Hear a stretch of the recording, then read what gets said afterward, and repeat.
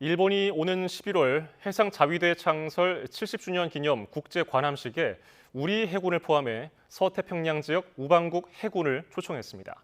국방부는 과거 우리 해군의 참가 사례 등을 고려해서 참가 여부를 결정한다는 입장인데 또다시 불거질 우길기 논란은 부담입니다. 신주명 기자입니다. 길이 248m, 초대형 호위함 이즈모 등 일본 해상자위대의 함정 36척이 열을 맞춰 항해합니다. 4,000톤급 디젤 잠수함 2대와 항공기 30여 대도 가세합니다. 지난 2015년 일본이 해상 열병식이라고 불리는 관함식을 실시한 모습입니다. 당시 우리나라는 일본의 초청을 받아 해상자위대의 관함식에 참가했습니다. 2002년에 이어 두 번째였습니다.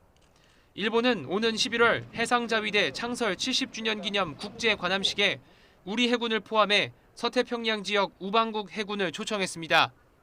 우리나라는 관함식 이후 실시되는 일본 주도의 인도주의적 수색구조 훈련에도 초청받은 것으로 전해졌습니다. 사로 불리는 해상수색구조는 지난 1979년 마련된 국제협약을 의미합니다.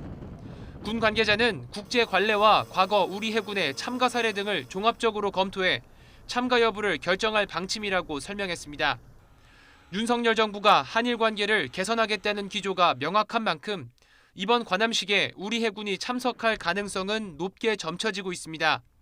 하지만 제국주의의 상징으로 인식되는 우길기가 걸린 함정들을 일본 총리가 사열하는 행사에 우리 해군이 참석하는 건 부적절하다는 비판도 또 불거질 것으로 예상됩니다. 앞서 지난 2018년 우리 해군이 제주에서 국제 관함식을 열었을 당시 일본이 우길기를 단 함정을 파견하겠다는 데 대해 국내 반대 여론이 거세졌고 일본은 결국 관함식에 불참하기도 했습니다. YTN 신준명입니다.